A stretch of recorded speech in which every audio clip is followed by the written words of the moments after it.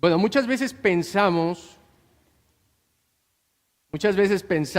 en la cruz o pensamos en la resurrección, pero quiero que hoy sea sincero. ¿Cuántos han pensado en la sepultura de Cristo como algo importante?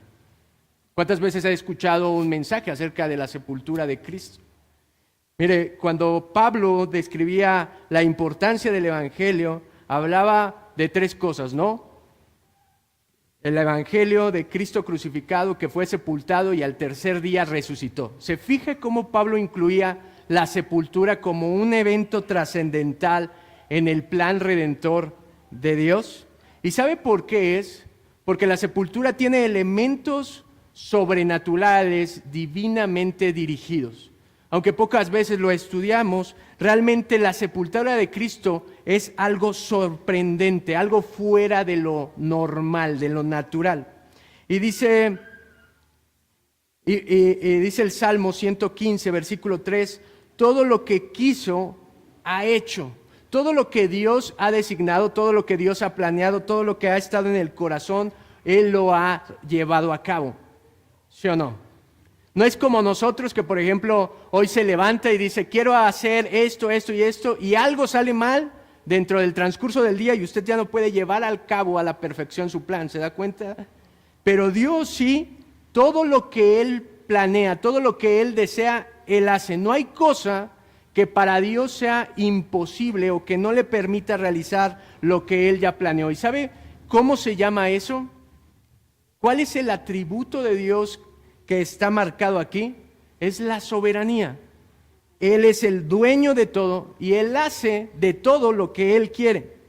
Fíjese, acabamos de ver algunos milagros en la cruz, ¿no es cierto? Le acabo de predicar la otra semana acerca de eso, de los milagros que ocurrieron durante la cruz de Jesús. Y un milagro es algo que rompe con las leyes naturales, ¿sí? Quiero que eso le quede bien claro, que un milagro es aquello que rompe completamente con la ley natural de la creación. Y solamente Dios lo puede hacer. Mire, déjeme explico. A lo mejor usted no tiene para comer hoy y usted está orando al Señor y usted dice, por favor, Señor, dame de comer. Y llega un hermano y le invita un pollo, ¿de cuál le gusta? ¿Pollo feliz, Kentucky? ¿Qué se le antoja el día de hoy? Y le da ese pollo y usted dice, ¡el milagro! Dios me proveyó. Discúlpeme, eso no es un milagro. ¿Sabe por qué no es un milagro? Porque no rompe con las leyes naturales de la creación, ¿está de acuerdo? Pero déjeme decirle algo que pocas veces nosotros mencionamos o nos predican, y es acerca de la providencia de Dios. Hay dos maneras en las que Dios actúa sobre este mundo. Hay dos maneras en las que Dios lleva a cabo su voluntad en este mundo. Una es a través de los milagros y otra, ¿cuál cree que es? A través de su providencia. Muchos estamos orando, necesitamos algo, o nos metemos en una aflicción, en algo, y lo que pides es un milagro. Pero ¿sabe cuál es la manera más común en la que Dios actúa? A través de su providencia. Dios, a lo largo del Antiguo Testamento, nosotros vemos milagros sorprendentes, pero ¿sabe cuál es lo que más está haciendo la voluntad de Dios? La providencia de Dios. Y mire, esto requiere aún más, o la providencia de Dios es más sorprendente que el milagro. Y usted dice, no es cierto, yo lo que quiero es un milagro, transforma algo, cambia algo. Y le voy a explicar por qué la providencia de Dios es más sorprendente que un milagro. Y no estoy diciendo que no creo que Dios haga milagros. Dios es un hacedor de milagros. Pero creo que en este tiempo Dios actúa providencialmente siempre. Y mire, es algo divino y sorprendente porque Dios cumple su voluntad en la voluntad de los hombres. Eso es lo que lo hace más sorprendente que el milagro. Dios muy fácilmente, ¿usted cree que Dios tiene el poder para hacer cualquier cosa? Dios fácilmente puede hacer que una montaña caiga, que llueva, que lo que sea, que ocurra algo, fácilmente. Pero fíjese, es sorprendente cómo de manera providencial Dios utiliza la voluntad del hombre para hacer su propósito. De hombres buenos, de hombres malos, de hombres que lo conocen, de hombres que no lo conocen, y eso es sorprendente. Y déjeme ponerle un ejemplo. Así como Dios de manera milagrosa rompió las leyes de la naturaleza y abrió el mar para que cruzara su pueblo, ¿está de acuerdo que eso es un milagro? Así de manera providencial, Dios endureció el corazón de Faraón para dejar salir a su pueblo. ¿Se fija? Dios utilizando a Faraón, y Dios, nosotros podemos ver en el libro de Job, ¿a quién utiliza Job? Dios. A Satanás de manera providencial. Y usted dice, eso es increíble. ¿Cómo alguien que puede pensar que se está oponiendo a la voluntad de Dios, de todos modos termina siendo la voluntad de Dios? Y sabe que eso es lo que nosotros vemos en la sepultura de Cristo. Cuando nosotros vemos la sepultura, ya Dios no está actuando de manera milagrosa en la naturaleza. Ahora lo que está haciendo es actuando de manera providencial. Y mire, yo quiero que hoy, al final de este mensaje, usted se vaya tan convencido de que Dios es soberano y que está actuando de manera providencial, que todo lo que pasa en su vida está bajo su control. Sea bueno, sea malo, sea para usted muy malo, sea terrible, lo que sea, es la providencia de Dios, y el corazón del creyente siempre debe de estar agradecido por lo que Dios le permite vivir. Sean pérdidas, sean crisis, lo que sea, dice Pablo que para los que aman a Dios, todas las cosas les ayudan para su bien. Eso es la providencia de Dios. Y en la sepultura vemos claramente que Jesús es Dios controlando, y vemos tres tipos de personas que Dios proveyó en su soberanía para la sepultura de Cristo. Quiero que vea estos tres tipos de personas que Dios está proveyendo para la sepultura de Cristo. Los primeros son los hombres ricos, los segundos son las mujeres fieles, y los terceros son los incrédulos temerosos. Quiero que vea cómo todos ellos están haciendo la voluntad soberana de Dios. Acompáñeme a Mateo capítulo 27, versículo 57.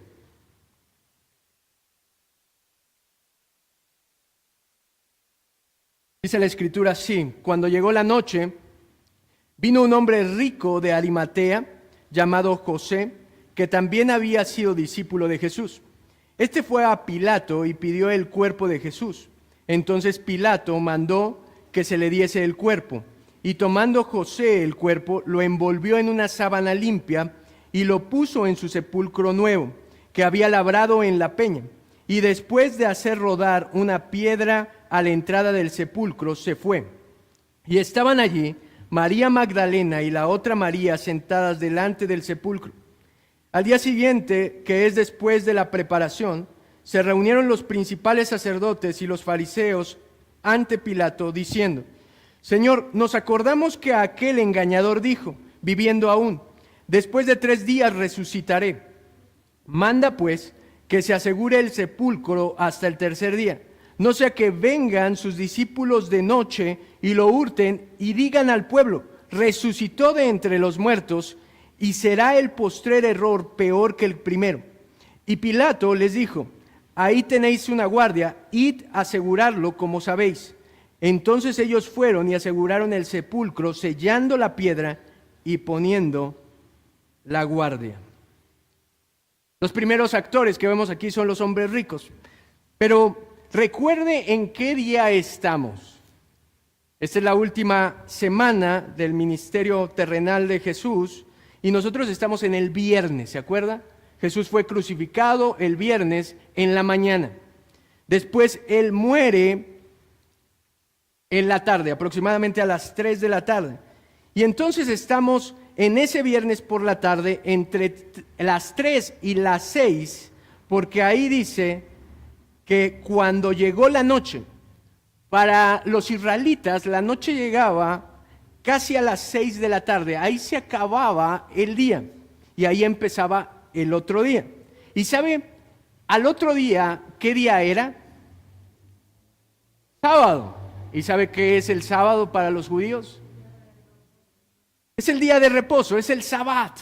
Entonces a las 6 de la tarde comenzaba el Sabbat y ellos, nos enteramos por Juan 19:31, mire, dice, entonces los judíos, por cuanto era la preparación de la Pascua, a fin de que los cuerpos no quedasen en la cruz en el día de reposo, pues aquel día de reposo era de gran solemnidad, rogaron a Pilato que se les quebrasen las piernas y fuesen quitados de allí.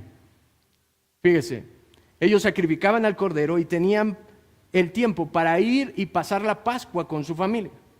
Y ellos se anticipan y dicen, nosotros el día de reposo no hacemos ningún trabajo pesado, entonces vamos con Poncio Pilato y le roguemos porque le rompa las piernas a los que están crucificados, esto es incluyendo a Jesús, para que los bajen y entonces nos deshacemos de él y nosotros no nos contaminamos con el día de reposo. Los soldados llegaron, se sabe la historia, y entonces quebraron las piernas de los ladrones, pero se sorprendieron de que Jesús ya estuviera muerto. Esto es lo que anticipó el Salmo 34, donde dice, Él guardará todos sus huesos, ninguno será quebrado. Mire, después ellos, para asegurarse de que Jesús estaba muerto, porque era algo sorprendente, pero nosotros sí sabemos por qué, porque lo habían torturado, lo habían masacrado antes y él perdió mucha sangre y por eso agonizó realmente rápido en la cruz. Y dice que los soldados le clavan una lanza. Dicen los historiadores que esto era como el golpe de gracia para asegurarse de que el crucificado estuviera muerto. Y entonces ellos dan el golpe de gracia y dice que de su interior brotó sangre y agua. ¿Qué quiere decir eso? Que su corazón ya no funcionaba más. Y mire, ellos en esta estocada final se aseguraban de que todo cuerpo colgado estuviera muerto. Mire, ellos no son principiantes que estuvieran llevando a cabo una crucifixión. Ellos eran expertos, hicieron de la cruz su medio de tortura. Ellos sabían perfectamente cuando alguien ya estaba muerto.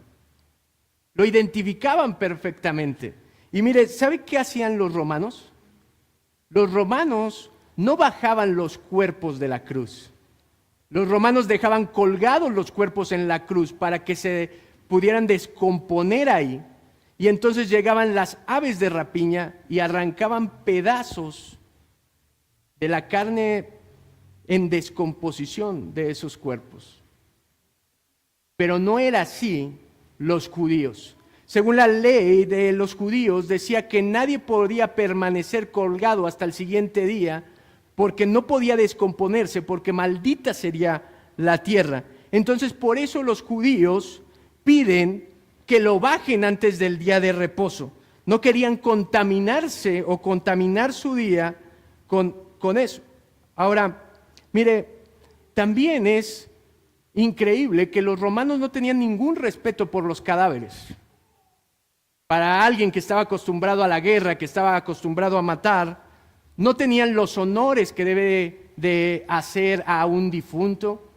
Aún en nuestros días, ¿no es cierto? Nosotros damos una sepultura, lo velamos un rato y hacemos como unas palabras o algo en honor a la persona que ha fallecido, pero ellos no es así.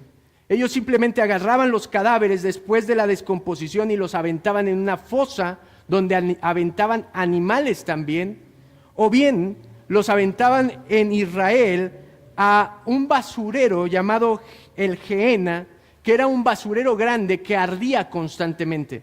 Y a lo mejor esta palabra le parece familiar porque es la palabra que Jesús utilizó para referirse a una analogía del infierno y comparaba el infierno con ese basurero, ¿se acuerda? Un basurero que se mantenía ardiendo todo el tiempo. Y ahí ellos aventaban los cadáveres para que rápidamente se calcinaran. Ahora, pero fíjese, en el momento exacto y necesario aparece un personaje en escena. ¿Quién es ese personaje? José de Arimatea.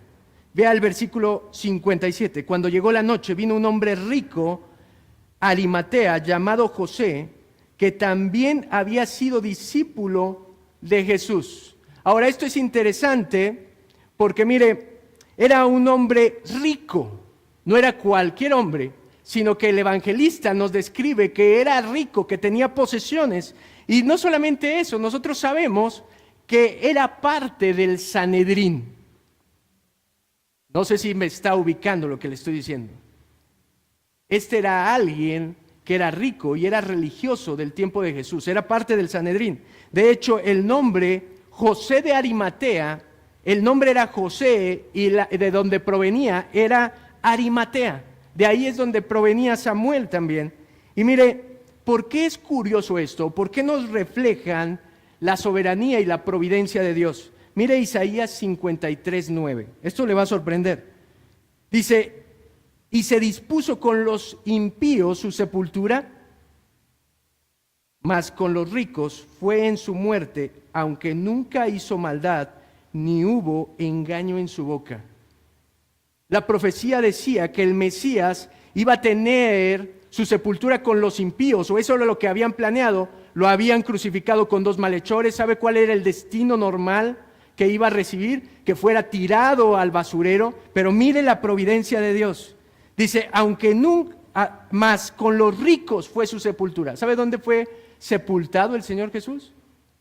En la tumba de un rico. En la tumba que un rico había preparado para su familia, o que había preparado para él, ahí Dios había destinado que fuera sepultado el Señor Jesús. No sé si me está entendiendo esto. Es increíble la manera en la que Dios actúa sobre este mundo. ¿Usted cree que José de Arimatea compró esa propiedad pensando, bueno, algún día voy a crucificar a Jesús? Voy a sepultar a Jesús ahí. ¿Usted cree que cuando le estaban crucificando a lo mejor pasó por su mente? A lo mejor ni eso pasó por su mente. Pero mire cómo Dios, acomodando todas las piezas del rompecabezas a la perfección. Muchas veces nosotros no sabemos lo que está haciendo Dios. Muchas veces nos preguntamos, ¿por qué Dios? Pero ¿sabe que esa pregunta para Dios ni siquiera es importante? Cuando Job pregunta a Dios por qué, ¿sabía que al final del libro nunca le responde Dios? Porque no importa el por qué, importa el para qué lo está haciendo Dios. Ni siquiera le responde el para qué, sino le muestra cómo Él es soberano y todo lo hace para bien, porque Él es un Dios bueno. Mire, ¿usted cree que Dios iba a dejar desamparado totalmente a su hijo? ¿Usted cree que Dios iba a dejar su cuerpo como el de un animal? Mire, Dios había planeado todo.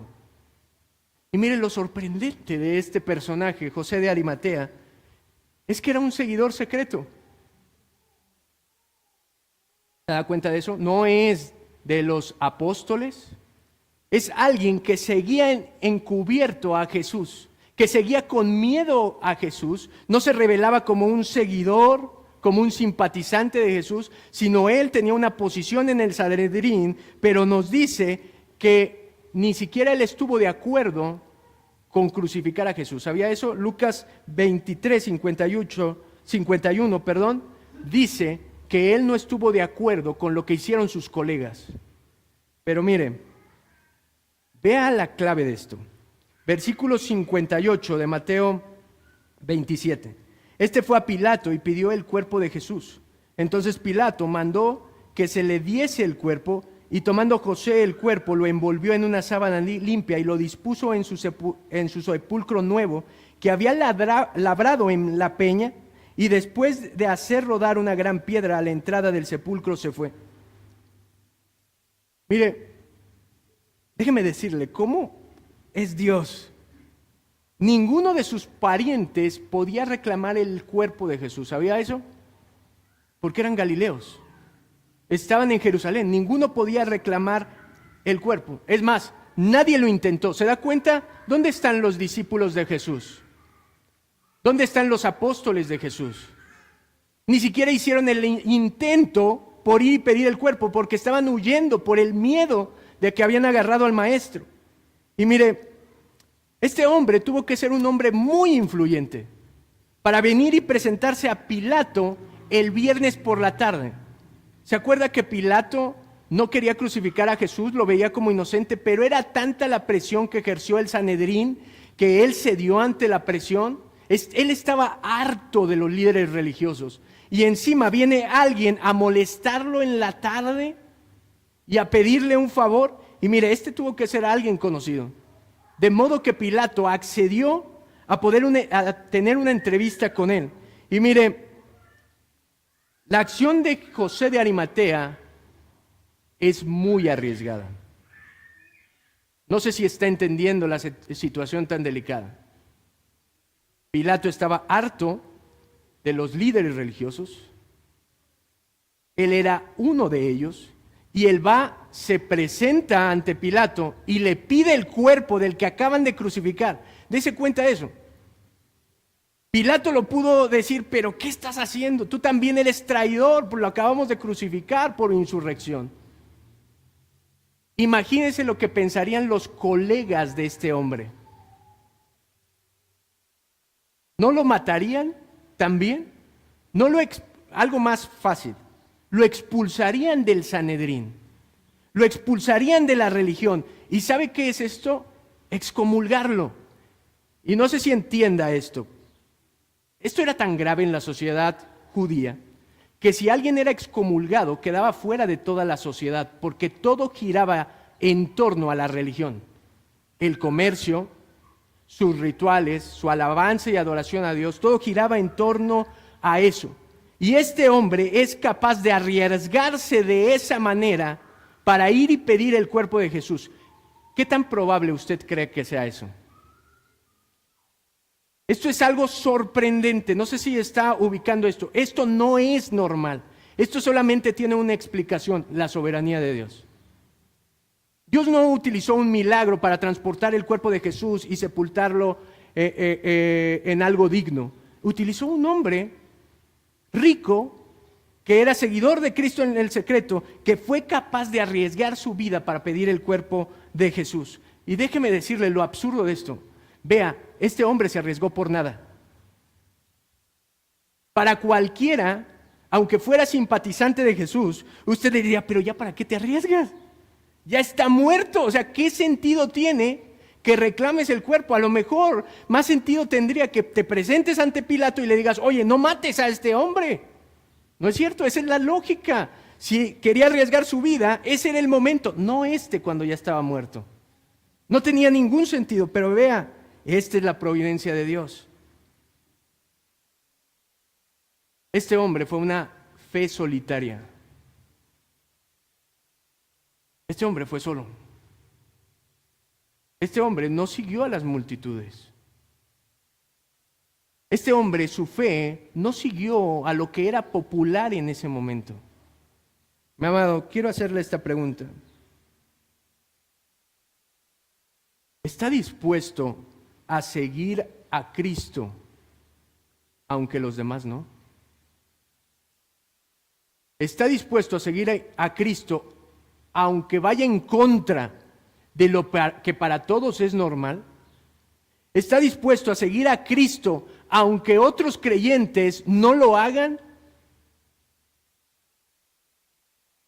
¿Sabe? Es terrible hoy el cristianismo, porque en vez de basarse en la fe, en lo que dice la palabra de Dios, se basan en qué es lo que hacen los demás. ¿Qué es lo que hacen los demás cristianos? ¿Qué es lo que hacen los populares? ¿Qué es lo que hacen los exitosos? ¿Se da cuenta que los populares o los que tenían que ser el ejemplo están escondidos? Y un invisible, es el que se presenta y hace la voluntad de Dios. Hermano, es sorprendente cómo Pilato le autoriza que tome el cadáver. Y él dice que agarra una ¿cómo se llama? Sábana de lino y lo envuelve. Quiero que vea a este hombre. Esta es la fe verdadera. Esto no tiene otra explicación que una fe verdadera, un seguidor verdadero. Él agarra, compra esa sábana, lo envuelve, lo baja ahí, lo envuelve. Y déjeme decirle por qué es tan trascendente esto.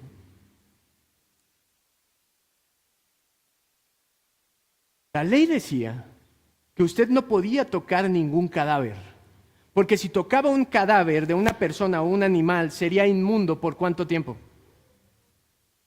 Por 7 días. ¿Sabe que este hombre fue capaz de agarrar el cuerpo de Jesús, envolverlo y dejarle a un lado toda su tradición religiosa de celebrar la Pascua, de estar limpio en el día de reposo? ¿Sabe cómo sería visto este hombre por la sociedad? Una fe totalmente auténtica y solitaria. Es una fe verdadera que no se basa en el religiosismo, porque vea la religiosidad de sus colegas del Sanedrín. Ellos van y le dicen a Pilato, más adelante, baja, y tienen una audiencia y le dicen, nosotros escuchamos al engañador. ¿Sabe cuándo se presentaron ellos ante Pilato? Ahorita lo vamos a ver, pero vea esto. Hay otro hombre influyente que participó en la sepultura. Hay otro hombre rico que Mateo no nos dice, pero Juan sí. Juan capítulo 19, versículo 39, mire, dice, también Nicodemo, el que antes había visitado a Jesús de noche, vino trayendo un compuesto de mirra y de aloes como 100 libras. Tomaron pues el cuerpo de Jesús y lo envolvieron en lienzos con especies aromáticas según su costumbre, según es la costumbre sepultar entre judíos. Este es el hombre rico, por eso le hablé en plural. Es Nicodemo. ¿Y sabe quién era Nicodemo? El que se había presentado antes a hacer unas preguntas a Jesús de cómo heredar la vida eterna y todo eso. Y mire, este era un importante fariseo. Dos personajes improbables en la historia del ministerio de Jesús se presentan ahora. Y mire, los judíos tenían la costumbre, ahí nos dice, a envolver y aromatizar los cuerpos muertos. No así los romanos. Los egipcios, por ejemplo, los momificaban. Ellos no, ellos los envolvían. Y mire, Juan nos dice la cantidad exacta que trae de mirra. Usted dice, ¿y por qué es tan importante la cantidad? Porque esa cantidad es una gran cantidad. ¿Y sabe qué es lo que quiere decir el Evangelio de Juan? Que él trajo la cantidad digna de la sepultura de un rey. Un hombre rico provee para que el Mesías fuera sepultado como se merece. No sé si está entendiendo esto. Estos hombres tenían la fe de que él era el Mesías, el rey de los judíos, de modo que ellos tratan de proveer todo lo necesario para que Jesús fuera sepultado de la manera correcta como era digno de él. Esto es sorprendente, esto es Dios actuando en este mundo. Y miren, dice que por último ellos colocan la piedra. ¿Y sabe por qué colocaron la piedra? Para evitar que la sepultura fuera profanada, que un animal carroñero llegara y se comiera el cadáver, para evitar que algún ladrón llegara y hurtara aquellos elementos con los que eran enterrados sus difuntos. Y mire, esto es lo impresionante de estos hombres. Los apóstoles que habían seguido en público huyeron, y los dos que habían seguido en secreto, su fe se dieron a conocer para dar la sepultura. Los que habían seguido en público huyeron. Los que habían seguido en secreto se mostraron. Mire cómo Dios utiliza a cualquier persona. A veces nosotros pensamos, ¿qué puedo hacer yo por Dios? O no sabe lo que el creyente hace en manos de Dios. Y mire, los segundo tipo de personajes son las mujeres piadosas. Las mujeres que menciona aquí habían sido observadoras de la crucifixión de Cristo desde lejos. Es sorprendente cómo también ellas estuvieron ahí fieles al Señor. Cuando los apóstoles huyeron, menos Juan, ellas se mantuvieron todo el tiempo ahí. Vea la fidelidad de estas mujeres. Ellas estuvieron en la crucifixión, ellas estuvieron en la sepultura. Y mire, probablemente ellas siguieron a José de Arimatea y a Nicodemo. Tal vez les ayudaron a preparar ahí el cuerpo, a ungirlo. Y estas dos Marías que se presentan aquí, se quedaron ahí en la tumba. Vea lo que dice el capítulo 27 de Mateo. Dice, y estaban allí María Magdalena y la otra María sentadas delante del sepulcro. Cuando todos se fueron, en los momentos más solitarios, ¿sabe cómo permanecieron ellas? Fieles. En los momentos más duros del ministerio de Jesús, ellas permanecieron fieles. Amado, muchos pasarían por alto estos detalles. Muchos no verían como que hicieron algo sorprendente. ¿Qué de sorprendente tiene permanecer sentado? A lo mejor hay alguien aquí que dice, pues, ¿yo qué puedo aportar a la iglesia si yo nada más vengo y me siento aquí? Bueno, puede aportar algo como estas mujeres. Es increíble cómo estas mujeres se convirtieron en los primeros testigos directos de la resurrección de Cristo. Estas mujeres son tan importantes en la historia de la resurrección porque ellas son las primeras que vieron todo. ¿Se da cuenta? Dios utilizó mujeres que en la cultura judía, los judíos no le daban un gran valor a la mujer, pero vea el valor que Dios le da, que son las primeras que están ahí. Y no solamente eso, sino que estas mujeres, cuando volvieron el domingo para terminar de ungir el cuerpo, un ángel se les apareció y les pregunta, ¿a quién buscan? No solo eso, María Magdalena fue la primera a la que se le apareció resucitado Jesucristo. ¿Se da cuenta? Esto tuvo que ser una vergüenza para los hombres, para los discípulos, que a la primera que se les presentara fuera una mujer. Pero es increíble cómo Dios está acomodando todo. Y mire, esta fe, lo que aprendemos de estas mujeres, es una fe que permanece. ¿Sabe cuánta gente se va de las iglesias en los momentos difíciles de su vida? ¿Sabe cuánta gente abandona el barco porque Jesús no cumplió las expectativas, porque no lo hizo próspero como a lo mejor alguien le prometió, porque no le va de color de rosa toda la vida? Y entonces cuando no están satisfechos con lo que Dios hace, porque no conocen a Dios, porque no conocen la providencia de Dios, entonces se alejan de Cristo. Y muchos dicen, es que Dios se alejó de mí. No, es que tú te alejaste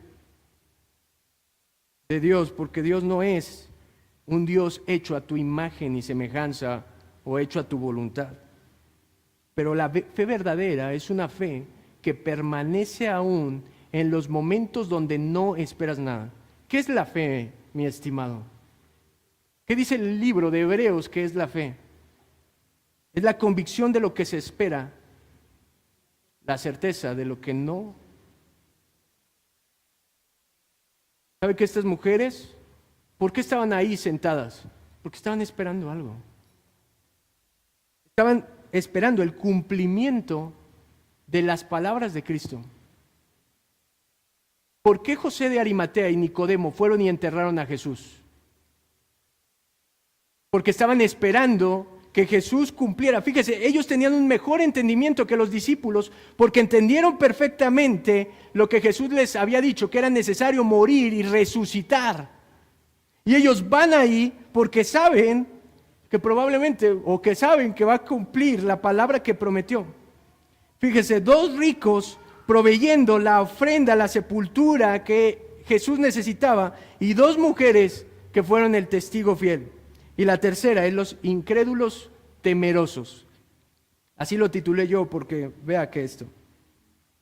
Sin darse cuenta y sin querer, Dios proporcionó o proveyó a los sacerdotes y fariseos para dar un testimonio más sólido de la resurrección.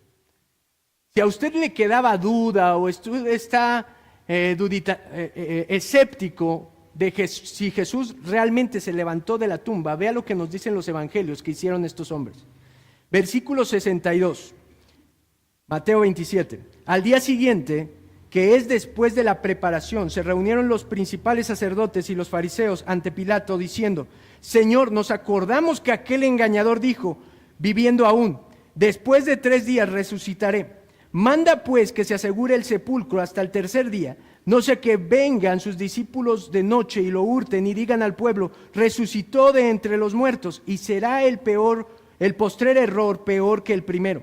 Y Pilato les dijo: ahí tenéis una guardia, id y aseguradlo como sabéis.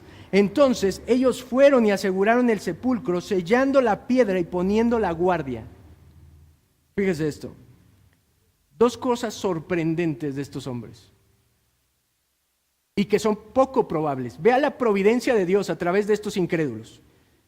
Lo que es poco probable es que ellos fueran donde estaba Poncio Pilato, a la casa de Poncio Pilato, para pedir el cuerpo en el día de reposo. ¿Se da cuenta de eso? La Escritura nos dice, ¿se acuerda que cuando llevan a la audiencia, al juicio romano, a Cristo ante Poncio Pilato, qué hicieron ellos? ¿Se pasaron o se quedaron afuera? Se quedaron afuera y lo mandaron. ¿Por qué? Porque dice la Biblia que ellos no querían contaminarse, porque iban a celebrar la Pascua e iban a tener al siguiente día, el día de reposo, y no podían entrar a la casa de un gentil que era inmunda, que se hacían cosas atroces. Todos sabemos la historia de los romanos, o lo que hacían, y entonces ellos, su religión les prohibía entrar a eso y contaminarse. Pero mire hasta dónde llega la maldad y la hipocresía religiosa. Este es el peligro de la religiosidad, de que usted piense que porque hace algo ya está bien, que usted porque piense que ya va a una iglesia, ya todo está bien. Pero mire la religiosidad hipócrita. Un día antes del día de reposo, ellos no son capaces de entrar, pero les preocupa tanto que hagan de Jesús una leyenda, que hagan de él o que sea cierto. Por eso dije temeroso, porque ellos tienen miedo de que sea cierto lo que dice Jesús, de modo que ellos entran hasta la casa de Pilato y le piden que resguarde la sepultura. Ahí no les importó sus tradiciones, ¿se da cuenta? Eso es poco probable. Ellos violaron sus tradiciones. Y número 2, ¿sabe qué tan probable es que los saduceos y los fariseos se juntaran para algo? Solo hay 2 veces que nos dice que se juntaron los saduceos y los fariseos para tentar a Jesús. Lo único que los unía era el odio hacia Cristo, como cualquier incrédulo. Y ellos se juntan para pedir esto y lo llaman engañador. Dicen: nos acordamos que el engañador. Escuche, vea esto. No creyeron, pero sí creyeron. No creyeron en Jesús cuando les habló, pero sí tenían miedo de que se cumpliera. ¿Se da cuenta? Ahora, ¿Jesús les dijo que iba a resucitar en 3 días? Sí. Cuando les dijo que era necesario, cuando ellos pidieron señales: ¿eres el Mesías? Muéstranos un milagro sorprendente. Eso es lo que la gente incrédula pide. Muéstranos algo sobrenatural, no sé, que algo pase. ¿Y qué les dice Jesús? Generación incrédula y perversa. Solo una señal les será dada. ¿Cuál era la señal? La señal de Jonás. El Hijo del Hombre estaría 3 días en el centro de la tierra. Ahora, esto es lo sorprendente. El hecho de que tuvieran miedo mostraban que ellos entendieron perfectamente las palabras de Cristo. ¿Sabe qué tan condenados hace esto a los fariseos y saduceos de su tiempo? ¿Sabe que ellos sabían perfectamente que todas las palabras que Jesús les habló eran verdad? ¿Sabe que ellos conocían la Escritura y contrastado con lo que Jesús hacía y lo que Jesús decía? Es obvio, muy obvio ya, que ellos sabían perfectamente que estaban crucificando al Hijo de Dios, esta es maldad pura. Ellos no tienen excusa. Ellos interpretan correctamente. Este es el peligro de la religiosidad. Ellos interpretan correctamente, pero no hacen. Mire, Pilato les dice, el peor estado será, el postrer estado será peor que el primero. ¿Sabe por qué es eso? Porque cuando entró, en el día que entraban el sacrificio, los corderos, ¿qué es lo que pasó con la multitud? Lo aclamaron como un rey, lo aclamaron como su rey, hijo de David, lo aclamaron como el Mesías. Y dice, si nosotros dejamos que se lleven el cuerpo o no encuentran cuerpo, va a ser peor que ese momento, porque la gente se va a dar cuenta que verdaderamente este era el Hijo de Dios. Vea qué tanta fuerza ponen en evitar que se descubra la verdad de Cristo. Ahora mire, Pilato les da la guardia y dice que la guardia va a ese lugar y dice que van a sellar la piedra. Ellos ponen un sello. Esto es un sello romano. No es cualquier sello. Cuando la guardia ponía un sello en un lugar, era inviolable. Cuando alguien llegaba y violaba el sello, lo que se le aplicaba era la pena capital. Si alguien era capaz de violar un sello romano, lo que le esperaba era la muerte. Escuche, vea lo sorprendente que es Dios. Parece que todo va en contra. Parece que todo se pone peor. No solamente ya está sepultado ahí, sino no lo dejan en paz. Ahora mandan la guardia completa que custodie la sepultura, le ponen un sello romano y aquí el que no tiene fe diría, ya está. Apaguemos la luz y nos vamos. Pero mire, esa piedra sellada es la prueba más grande de la resurrección de Cristo. Dios proveyó a incrédulos para que pusieran una custodia en esa piedra, para que le pusieran un sello, para que fuera muy claro y evidente para todo el mundo que Dios había resucitado de entre los muertos. Un sello roto, una piedra removida, una tumba vacía, fueron el plan perfecto de nuestro Dios soberano, proveyendo todo lo necesario. El soberano de siempre, el que es el alfa, el omega, el principio y el fin, colocando todas las piezas en su lugar. Aún incrédulos fueron parte de la providencia de Dios para la obra redentora. ¿Se da cuenta? Esto es sorprendente, esto es la providencia de la que le hablé al principio. Cómo Él utiliza a los ricos, cómo Él utiliza a las mujeres, cómo Él utiliza a los incrédulos. Todo esto para hacer su voluntad. La evidencia es lapidaria. Mi estimado, ¿cómo lo va a seguir usted? ¿Cómo usted va a seguir a Cristo? Esta es la pregunta importante del día. ¿Cómo usted va a seguir a Cristo? ¿Va a seguir a Cristo teniendo la teoría y huyendo en la práctica? Va a seguir a Cristo a lo mejor cuando usted es un invisible y dice, este es el momento de que tengo que entregar mi vida a Cristo.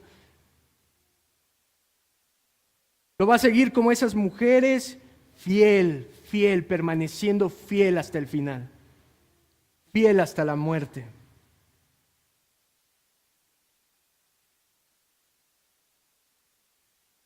Amado, ¿sabe qué tan esperanzador es esto? Número uno, convierte nuestra salvación en algo seguro. Convierte las promesas de Dios en algo seguro. Él va a cumplir, aunque todo nos parezca que va en contra. Dios va a cumplir hasta la última palabra que Él prometió. Mi amado, y esto me enseña otra cosa. Que todo lo que pasa en mi vida, aunque yo piense que me está yendo muy mal, aunque yo piense que no hay esperanza, aunque yo piense que todo está en contra, Dios lo está proveyendo para hacer su voluntad en mí. Y eso es digno de gran alabanza a nuestro Dios. ¿Usted cree en este Dios?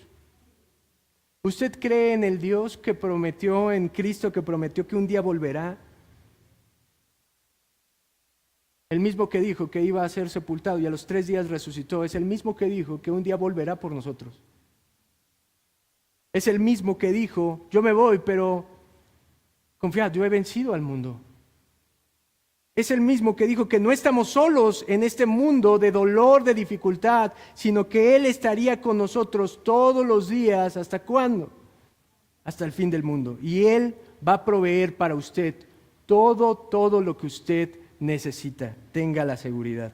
Amén. ¿Por qué no me acompaña a orar?